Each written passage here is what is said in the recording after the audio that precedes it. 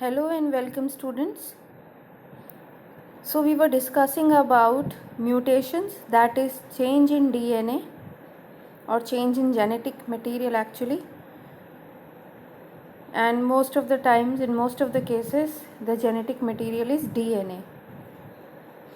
So we have discussed two types of mutations, one in which the number of DNA is changing, that was polyploidy and aneuploidy. Then we discussed the second type of mutation in which the structure of a chromosome is changing, that was of four types: deletion, duplication, inversion and translocation. Okay, now we move a step further. पहले हमने एक cell में complete DNA का change पढ़ा, फिर हमने इसमें से किसी एक डीएनए के स्ट्रक्चर का चेंज पढ़ा. नाउ इस एक डीएनए में there are so many genes. हम एक जीन के अंदर होने वाले चेंजेस में के बारे में अब पढ़ेंगे कि इस जीन के अंदर क्या चेंज हो सकता है. ठीक है. So for that you must know the structure of DNA. ये हम +1 में कर चुके हैं. So this is a part of a DNA. DNA का एक पार्ट यहाँ पर शो किया गया है. And you must be remembering that DNA is a polynucleotide which is made up of many nucleotides. Actually they are deoxyribonucleotides. So this is one nucleotide, second nucleotide, third nucleotide, fourth nucleotide. Okay, so these are many nucleotides and DNA is double stranded. So here also one strand is there with many nucleotides, and each nucleotide, that means this one, each nucleotide is made up of 3 units, which is a sugar, a phosphate group and a base. एक sugar, एक base और एक phosphate group को मिलाकर एक nucleotide बनता है. जैसे अब यहाँ पर शो किया, this is the sugar, this is the base and this one is the phosphate. ये तीनों को मिलाकर एक न्यूक्लियोटाइड बना है. This up to this is one nucleotide. ऐसे ही आगे और न्यूक्लियोटाइड्स हैं. एंड द बेस में be of 4 types. It may be guanine, G लिखा हुआ है, थाइमिन, एडेनिन और साइटोसिन. ओके. और अगर एक स्ट्रैंड में ग्वानिन है तो उसके पैरेलल स्ट्रैंड में ग्वानिन के सामने होगा साइटोसिन और दोनों के बीच में 3 हाइड्रोजन बॉन्ड्स होंगे. सो here you can see, if one strand has guanine, parallel strand has cytosine and they are bonded with 3 hydrogen bonds. And if one strand has thymine, the parallel strand has adenine and they are bonded with 2 hydrogen bonds. That means adenine pairs with thymine and cytosine pairs with guanine. And these are the 2 strands of DNA. Okay. Now this is only a short portion of DNA and it is not present as it is. It is actually coiled and recoiled and packed into a very highly coiled structure. So this is coiling, first level of coiling. You can see these 2 strands are coiled and then will be further coiling, इसके आगे भी coiling होगी। ये कुछ protein के ऊपर जो है ये रैप किया जाएगा ताकि एक छोटे से सेल में पूरा डीएनए जो है वो पैक किया जा सके। सो बहुत ज़्यादा कॉइलिंग एंड सुपर कॉइलिंग इसकी होती है। ये सिर्फ आपको एक छोटा सा पोर्शन ओपन करके दिखाया गया है। And small portions of this DNA are known as genes. So for example this one, यहाँ से यहाँ तक एक जीन है, ठीक है। मान लीजिए इतना पोर्शन कोई जीन नहीं है। ये नहीं होता कि लगातार एक के बाद एक जीन होती है, बीच में कुछ पोर्शंस ऐसे भी होते हैं जो जीन नहीं है। तो मैं किसको जीन कहूँगी और किसको कहूँगी कि ये जीन नहीं है? Gene is that part of the DNA which has the information for making a protein. Gene के पास प्रोटीन बनाने की इंफॉर्मेशन है। सो jeans have information for making protein and that information is hidden in the sequence of these bases. जो ये bases की sequence है इसी में information hidden है कि प्रोटीन कौन सा बनेगा। You must be remembering that protein is made up of amino acids. Okay, protein amino acids का बना है। अमाइनो एसिड्स अलग अलग तरह की होती हैं, तो जिस हिसाब से ये बेसिस की सीक्वेंस होगी उस हिसाब से अमाइनो एसिड्स की भी सीक्वेंस होगी। Okay, so these are 2 strands and when a protein has to be made, जब प्रोटीन ने बनना हो तो ये दोनों स्ट्रैंड एक दूसरे से अलग होते हैं। ये दोनों एक दूसरे से अलग होते हैं। इसमें से एक स्ट्रैंड जिसकी डायरेक्शन यहाँ से आप 3' to 5' है, दिस स्ट्रैंड, इस स्ट्रैंड में तीन बेसिस, ये जो 3 बेसिस हैं इसको हम कोडॉन कहते हैं। दिस इज़ 1 कोडॉन, ठीक है। जैसे यहाँ पर AGT, this is 1 codon, GCC another codon, ATT another codon. ये 3 कोडॉन मैंने आपको शो करे। तो this is DNA। In codons के कॉम्प्लीमेंट्री RNA बनाया जाएगा, ठीक है। RNA में भी यही इसी टाइप के जो इसके कॉम्प्लीमेंट्री न्यूक्लियोटाइड्स होंगे। मैं यहाँ पे बनाकर आपको बता देती हूँ। सपोज RNA में ये बैकबोन बनी होगी शुगर और फॉस्फेट की। अगर DNA में, हम just giving a simple very short explanation, ये डिटेल में हम 6th चैप्टर में पढ़ेंगे। अगर DNA में यहाँ थाइमिन है तो RNA में यहाँ पर क्या होना चाहिए? एडेनिन, ठीक है। अगर यहाँ ग्वानिन है यह होना चाहिए साइटोसिन। अगर यहाँ एडेनिन है यहाँ होना चाहिए यूरासिल। RNA में थाइमिन नहीं होता, ठीक है। अगर यहाँ साइटोसिन है यहाँ होना चाहिए guanine. C pairs with G, G pairs with C, T pairs with A, T pairs with A will pair with U. Okay, now these 3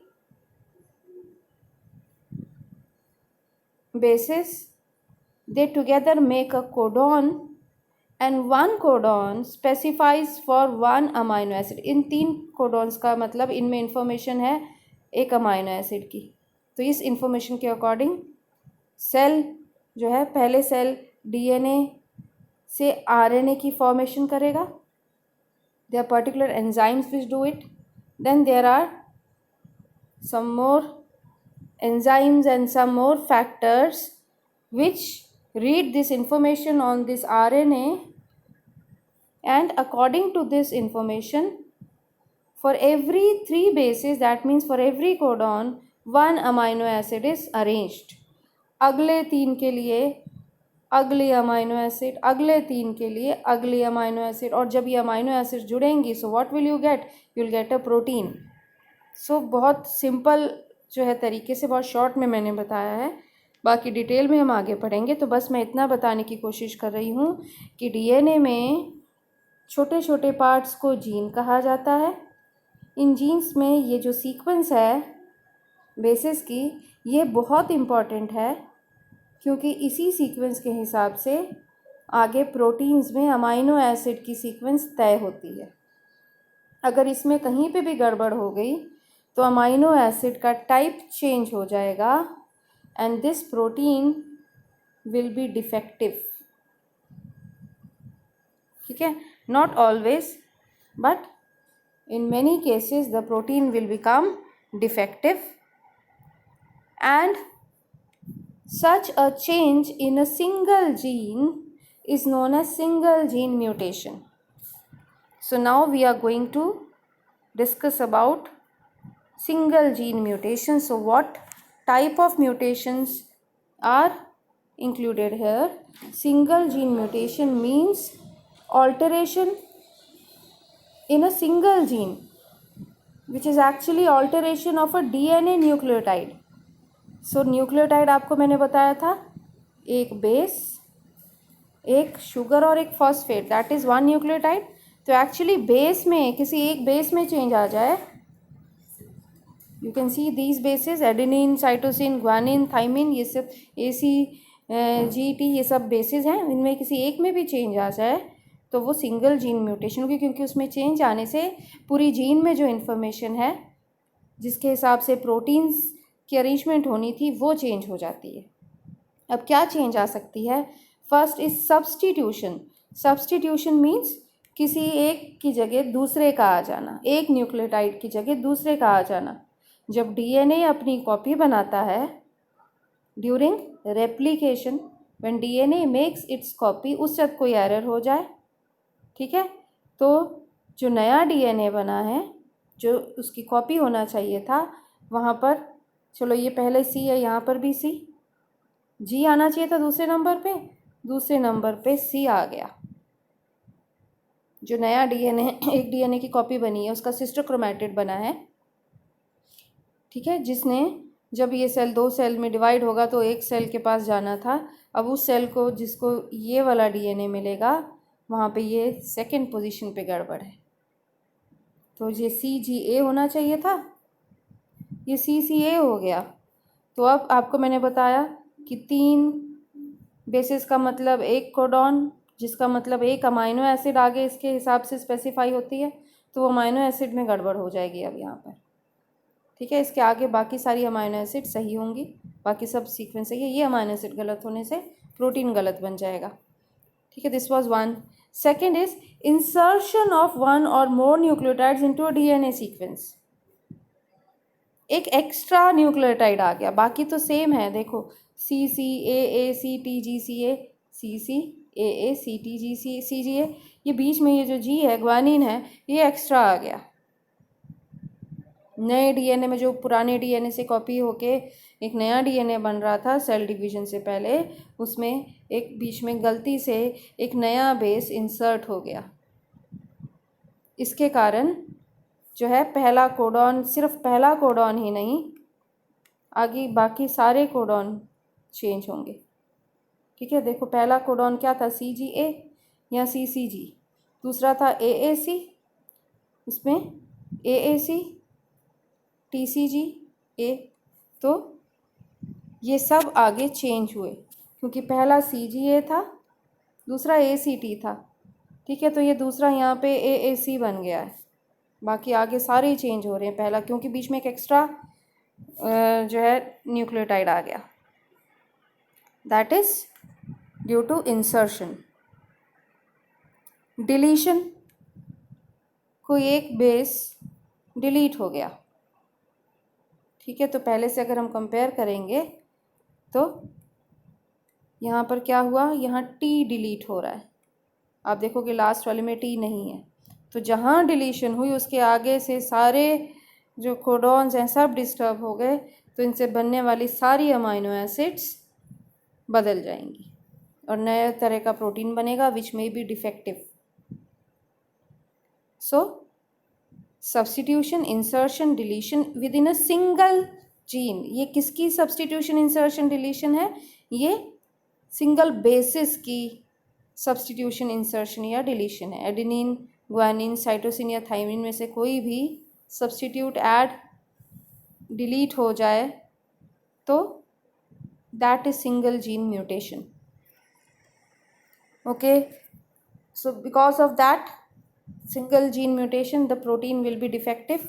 अब उसके कारण पूरे सेल में डिफेक्टिव प्रोटीन होने के कारण आप सोचोगे एक छोटी सी जीन में एक प्रोटीन ही तो डिफेक्टिव बना है, कितना को फ़र्क पड़ जाएगा उससे.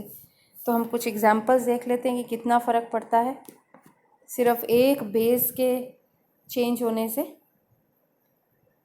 So we'll be discussing some examples, but before that let me tell you that these single gene disorders are also known as Mendelian disorders because they are transmitted from the parents to the offsprings in the same way as Mendel's factors.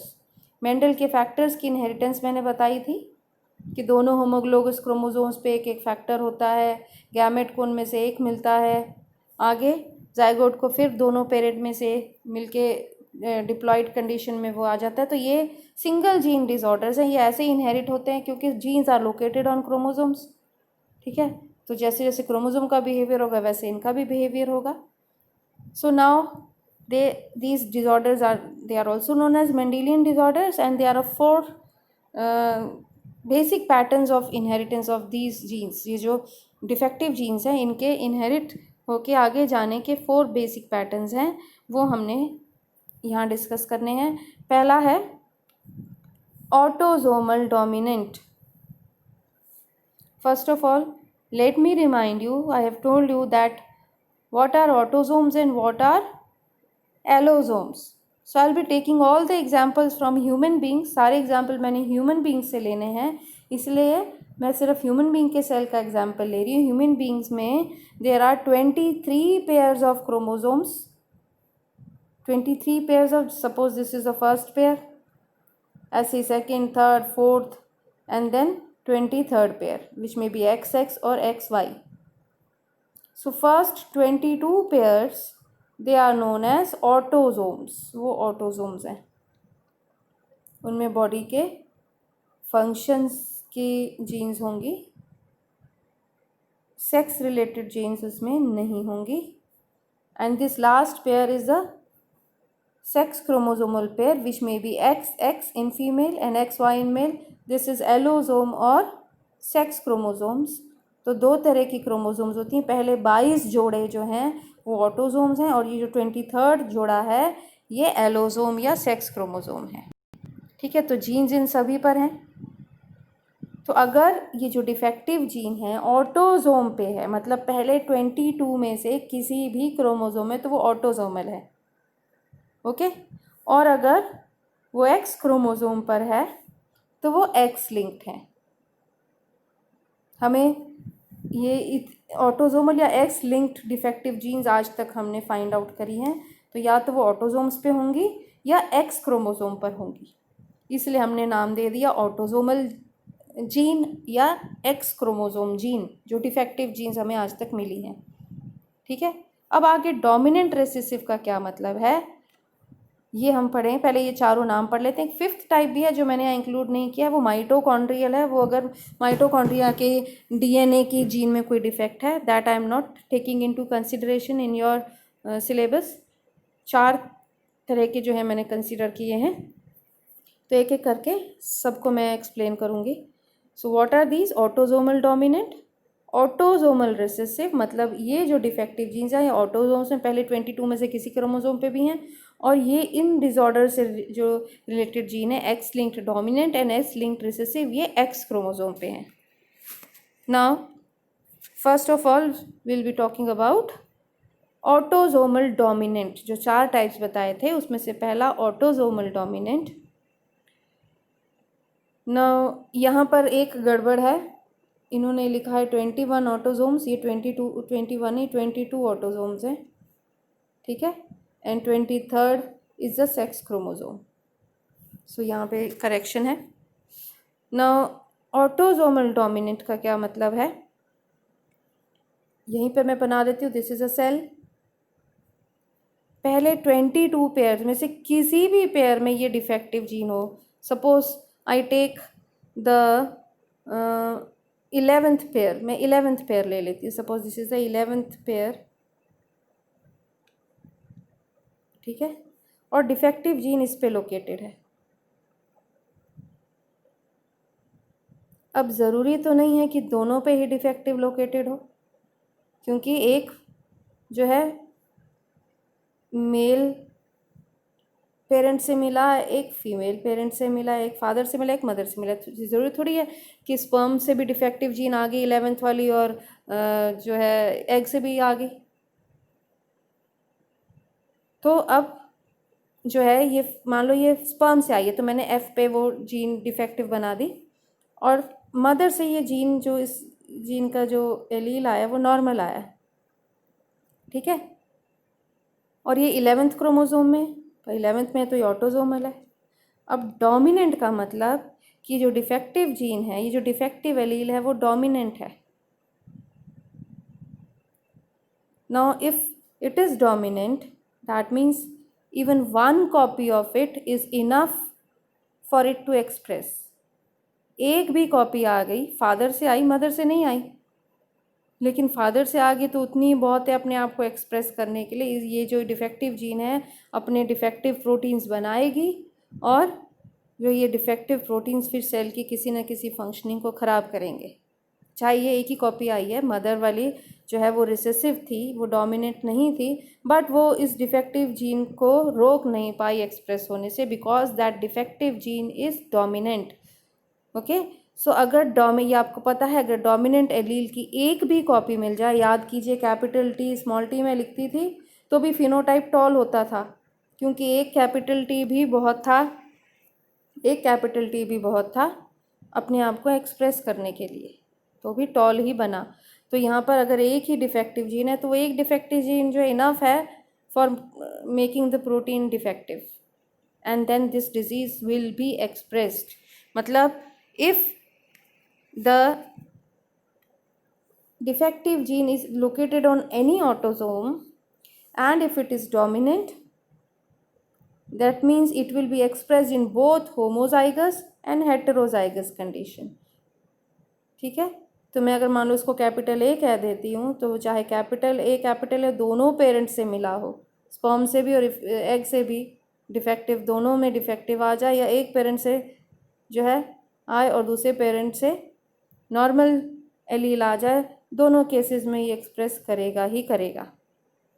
So that means even if one parent is having this defective gene, then और बच्चे को दोनों में से किसी एक parent से एक भी कॉपी मिल जाए, then this disease will be expressed. Okay, so there are some examples, cardiomyopathy, skeletal डिस्प्लाजिया।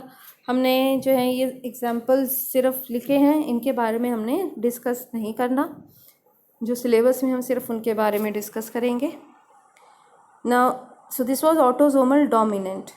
Second is autosomal recessive. अब आपको थोड़ा बहुत समझ आ गया होगा। ऑटोसोमल रेसेसिव का मतलब कि किसी न किसी ऑटोसोम पे ये जीन है।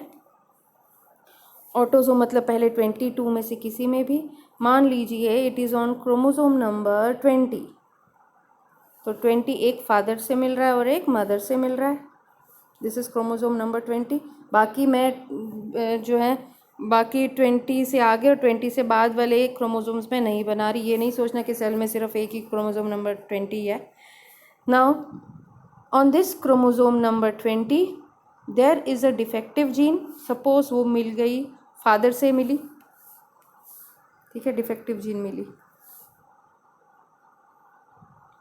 सो दिस डिफेक्टिव जीन अब ये एक्सप्रेस करेगी या नहीं करेगी, इस चीज़ पे डिपेंड करता है कि ये डोमिनेंट है या ये रेसेसिव है। मान लो ये रेसेसिव है, इसको स्मॉल ए नाम दे, इट इज़ रेसेसिव। तो अब क्या ये सेल अफेक्टेड होगा? अगर ये जाइगोट है, आगे जाइगोट अपनी कॉपी बनाएगा सभी को में, तो ये इंडिविजुअल अफेक्टेड होगा या नहीं, ये किस चीज़ पे डिपेंड करता है कि दूसरे पेरेंट से क्या मिल रहा है। ठीक है, मान लो एग से एक नॉर्मल जीन आ जाए capital A, then what will happen, this individual will not be affected.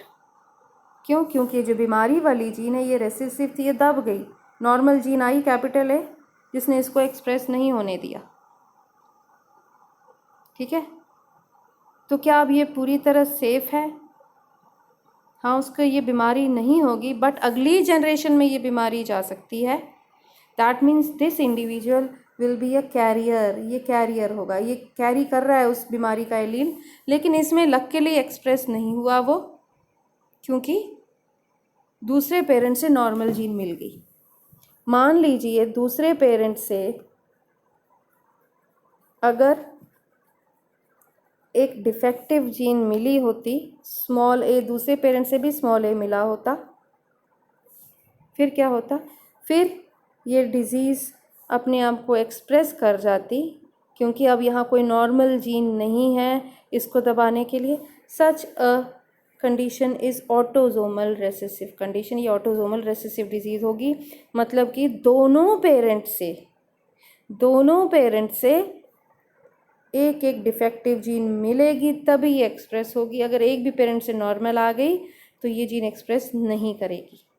ठीक है, रेसेसिव जीन तभी एक्सप्रेस करती हैं, याद कीजिए, स्मॉल टी, दूसरे से स्मॉल टी मिलेगा तो जो है ये प्लांट ड्वार्फ होगा। तो ऐसे ही अगर दोनों से स्मॉल ए मिलेगा तो ये डिजीज़ एक्सप्रेस होगी। So this is autosomal because ये ऑटोजोम पे है, पहले 22 में से किसी क्रोमोजोम पे है, और ये रेसेसिव है। ओके, मतलब दोनों पे ये दबी हुई है, दोनों पेरेंट से मिलेगी तो एक्सप्रेस होगी। एक भी पेरेंट से अगर डोमिनेंट नॉर्मल जीन मिल जाए तो एक्सप्रेस नहीं होगी। एंड इसमें से हमने दो डिटेल में पढ़ने, एक तो sickle cell anaemia and phenylketonuria. One more is there, cystic fibrosis. So these are autosomal recessive diseases. We'll be discussing 2 out of them. Now what is the third one? Third one is X-linked dominant. So X-linked dominant, that means this gene is on the X chromosome and that too this defective gene is dominant, कि एक भी copy मिल गई तो express करेगी ये। ठीक है, तो अगर फीमेल है, if it is a female, then how many X chromosome will be there? 2। 2 X chromosome है फीमेल में, जाइगोट है, last pair X X, zygote की कॉपी से पूरा इंडिविजुअल बना, हर एक सेल में लास्ट पेयर एक्स एक्स, और इस पे जीन है, एक्स पे है, और वो भी डोमिनेंट है, मतलब कैपिटल ए लिख दूँ मैं इस डिफेक्टिव जीन को। दूसरी, अब चाहे कैपिटल ए हो और चाहे स्मॉल ए हो, इसमें एक ही काफ़ी है एक्सप्रेस करने के लिए। तो दोनों पेरेंट से, फीमेल में एक एक्स फादर से मिला और एक एक्स मदर से मिला है, चाहे दोनों से डिफेक्टिव आए या किसी एक से भी डिफेक्टिव जीन आ जाए, it will express. Okay, and what about male? Males have only 1 X chromosome. Male के पास एक ही एक्स क्रोमोजोम है, तो दूसरी क्या है? वाई है, और ये डिफेक्टिव जीन कहाँ पर है? एक्स पे है। वाई पे तो इसकी जो एलील होगा ही नहीं। Only one male will have only one of this defective gene, एक ही एलील होगा, इसका कॉरेस्पॉन्डिंग एलील नहीं होगा क्योंकि दूसरी क्रोमोजोम वाई होगी। तो एक है, वो एक की प्रेजेंस में भी this male will be affected. Okay, so these are some examples: vitamin D resistant rickets and ornithine transcarbamylase deficiency. So these are examples of X-linked dominant, मतलब X क्रोमोसोम पे है और वो भी डोमिनेंट कंडीशन में है। फीमेल में दोनों एक्स में से किसी एक को भी मिल जाए, दोनों को मिले फिर तो होना ही है, एक को मिले तो भी ये बीमारी हो जाएगी, और मेल में तो है ही एक ही एक्स, तो उसको अगर मिलेगा तो होना ही होना है। Next is X-linked recessive. So what is X-linked recessive? That means the defective gene is on X chromosome. Female के एग्जाम्पल पहले ले लेते हैं, दोनों X, and it is recessive. Recessive means जो डिफेक्टिव जीन है वो, अगर दूसरी जीन, इसका जो दूसरा एलील है, अगर वो नॉर्मल हो, मैं फिर वही नाम दे रही हूँ, ये अगर इसको मैं स्मॉल ए नाम दूँ, रेसेसिव है, ये डिफेक्टिव है। दूसरे वाला नॉर्मल कैपिटल ए होगा, तो ये नॉर्मल जीन के प्रेजेंस में ये डिफेक्टिव जीन अपने आप को एक्सप्रेस नहीं कर पाएगी। ये डिफेक्टिव को मैं रेड से लिख देती हूँ, आपको रेड से पता चले कि ये डिफेक्टिव है, ठीक है। पर डिफेक्टिव और स्मॉल में लिखा है मतलब रेसेसिव है। तो ये दूसरी वाली जो बनाई है कैपिटल ए नॉर्मल है, ये उसको एक्सप्रेस नहीं होने देगी। So this female will not be affected but she will be a carrier, वो कैरियर होगी क्योंकि उसके पास एक डिफेक्टिव एलील है जो वो आगे अपने बच्चों में पास कर सकती है। फीमेल अफेक्टेड कब होगी? फीमेल तब अफेक्टेड होगी अगर दोनों पेरेंट्स से, फीमेल को एक एक्स अपने मदर से यानी एग से मिला था और एक एक्स स्पर्म से मिला था, तो अगर स्पर्म में भी जो एक्स क्रोमोसोम है उस पर ये वाला एलील अगर डिजीज है, डिफेक्टिव है, दोनों पेरेंट्स से डिफेक्टिव आना, ये बड़ी रेयर कंडीशन है। ये कब हो सकता है? जब रिलेटिव्स में मैरिज कराई जाती, कज़न्स में मैरिज करा दी जाती है, तो हो सकता है उन दोनों को, कज़न्स को, अपने जो है दादा परदादा से आगे ये डिफेक्टिव जीन दोनों को मिली हो और मैरिज के कारण अब ये जो है इस कंडीशन में आ गई, ठीक है। दोनों पेरेंट्स से डिफेक्टिव जीन मिलना रेयर है, बट अगर मिल जाए तो फिर ये this female will be affected.